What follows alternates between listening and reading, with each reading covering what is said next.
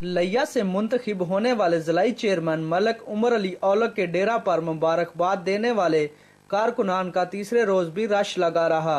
कारकुनान ने इस मौका पर 9 मुंतखब ज़िलाई चेयरमैन को हार भी पहनाए। डेरे पर आने वाले कारकुनान से खिताब करते हुए साबिक सूबाई वजीर मलिक अहमद अली औलख ने कहा कि उमर अली औलख का ज़िलाई चेयरमैन मुंतखब होना मियाँ नवाज शरीफ, मियाँ शहबाज शरीफ के इत्मीनान का मज़हर है। जिला की तरक्की के लिए मुस्लिम लीग नून की पूरी क़यादत मलिक उमर अली औलख के साथ मिलकर काम करेगी और शहरियों के मसाइल के हल के लिए तमाम कोशिशों को बरोए कार लाया जाएगा।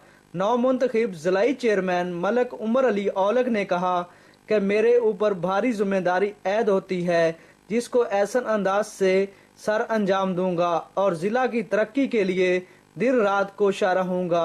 कैमरा टीम के साथ फैज।